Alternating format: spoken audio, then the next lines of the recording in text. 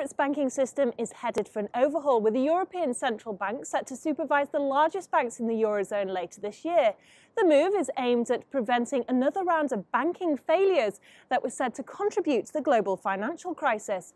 I've come to speak to Gerard Lyons, Chief Economic Advisor for the Mayor of London, to see how the ECB supervision and stress tests will affect the recovering banking sector. Well, Gerard, the ECB will be conducting stress tests to gauge how the banks would face if economic conditions deteriorated. Do you think the ECB should step in, or should there perhaps be greater demands made by shareholders? This whole process, I think, is a real positive development, a step in the right direction, not just in terms of Europe, but in terms of the global economy. The financial crisis was, in many respects, a banking crisis, and it became global. So there are many different aspects of that banking crisis that are being addressed, and some that still need to be addressed. So what we're seeing here is the European Central Bank really addressing the issue head on. How will these tests differ from previous ones, as Europe's stress tests in 2010 and 2011 were said to have failed on all fronts? We have to bear in mind here that the European and indeed the world economy was in a very different shape a couple of years ago. The good news is that the economies are turning the corner. Policy is being seen to work. The European Central Bank, in terms of Europe, I think has done an incredibly good job to basically prevent the self-feeding downward spiral that we saw a few years ago and to actually turn the European economy around. There are still problems, as the IMF pointed out last week, in terms of demand and deflationary risks. But in terms of the banking sector itself, this stress test is different because there's really two parts to it. There's the first part that we had before, the actual stress test. How will the banks perform under different scenarios, different adverse economic scenarios? But the difference this time, the second part, is the asset quality review, the ability to actually see what the assets are worth. Well, Europe's economy depends on banks for credit much more than that of the States, for example, making strong balance sheets vital for the banking system.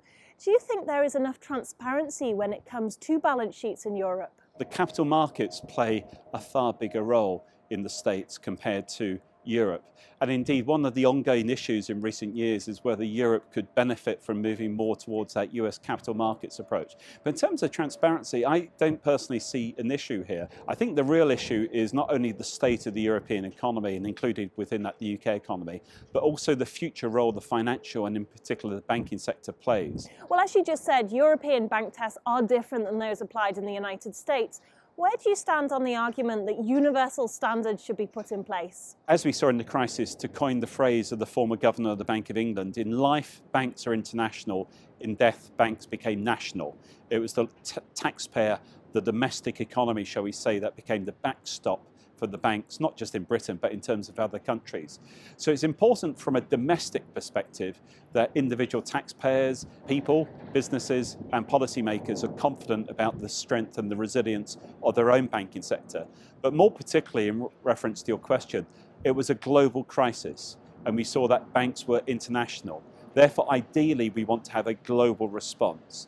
Obviously, the UK is not part of the Eurozone. What does the UK have in place that's similar to the ECB stress tests? The Bank of England put out a discussion paper at the end of last year about the whole stress test issue, and they were taking responses.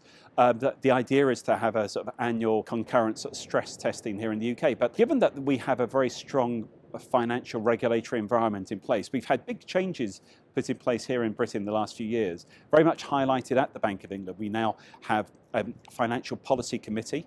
We already have different institutional frameworks in place with the same aim to make the financial sector resilient and indeed as transparent as possible. But further annual stress tests look likely, I would argue, or suggest here in the UK. And will not being part of the ECB's stress test give London, as a financial capital, an advantage over the rest of Europe? The UK being outside the Euro has led to this issue in the last couple of years about the Eurozone versus the non-Eurozone. But those challenges, I think, have been addressed in the last couple of months. And so London is Europe's financial centre. It's important that the UK, in my view, stays part of the EU.